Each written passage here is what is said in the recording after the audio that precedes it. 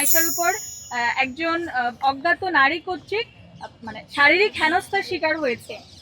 সেই ঘটনাটা যদি আমি একটু বর্ণনা করি, যে নাফিসা ক্লাস শেষ করে হলে ফেরার পথে কার্জন হলের যে পরীক্ষার হলরুমটা আছে সেটার ঠিক সামনে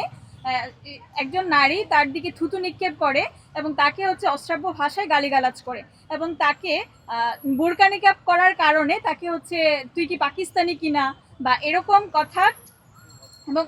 অশ্রাব্য গালিগালাজ করে এবং এক পর্যায়ে সে হচ্ছে হাত ধরে ফেলে। মানে এটা এটা রীতিমতো হচ্ছে শারীরিক হেনস্থার পর্যায়ে পড়ে এবং সে হচ্ছে মানসিকভাবে খুবই ট্রমাটাইজ হয়ে যায় এবং কোনো রকম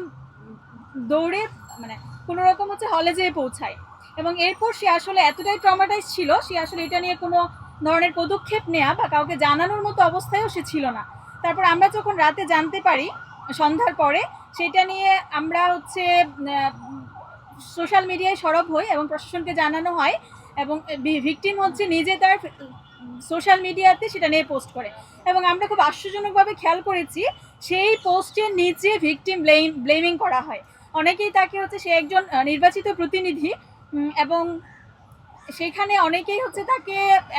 অযোগ্য প্রতিনিধি, নিজেকে নিজে কেন সেভ করতে পারে না, এই ধরনের অযাচিত মন্তব্য করে এবং কিছু মন্তব্য এমন আসে যে তার সাথে আসলে এমনই হওয়া উচিত ছিল যেহেতু সে বোরকা হিজাব পরে। তো আমাদের কনসার্নের বিষয় হচ্ছে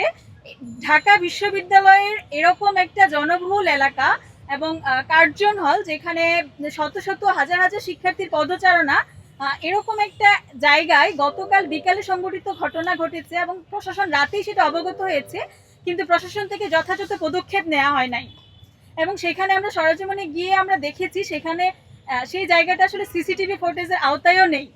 এটা একটা বিশ্ববিদ্যালয়ের জন্য, একটা বিশ্ববিদ্যালয়ের প্রশাসনের জন্য আসলে এটা কতটা লজ্জাজনক ব্যাপার যে এই এতটা জনবহুল এলাকায় আসলে কোনো ধরনের সিসিটিভি নেই এবং আমরা সিসিটিভি ফুটেজ প্রশাসনকে বলেছি, প্রশাসন এখন পর্যন্ত সেটা সংগ্রহ করতে ব্যর্থ হয়েছে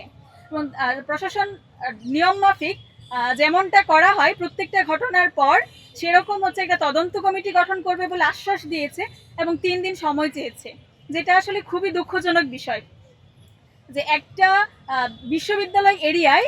একজন অপরাধীকে খুঁজে বের করতে এমন একটা মানে একদম ক্লাসরুমের সামনে, পরীক্ষার হল রুমের সামনে, এটা কোনো নিরিবিলি বা নির্জন এলাকা না, এমন একটা এলাকায় অপরাধীকে খুঁজে বের করতে তাদের 3 দিন সময় লাগবে। মানে এটা আসলে খুবই দুঃখজনক বিষয় এবং আরও কনসার্নের বিষয় হচ্ছে সেখানে তাকে হাত ধরে শারীরিক হেনস্থার চেষ্টা করা হয়েছে, সেখানে এর চাইতেও বড় কিছু ঘটতে পারত। সেখানে সাম্য ভাই হত্যার মতো এমন অনাকাঙ্ক্ষিত ঘটনাও ঘটতে পারত। তখন আসলে প্রশাসনের অবস্থান কি হতো? তারা কি তখন অজুহাত দিত যে আমরা নিয়ম মাফিক সেটা সিসিটিভির আওতায় নিয়ে আসবো, আমরা চেষ্টা করে দেখবো?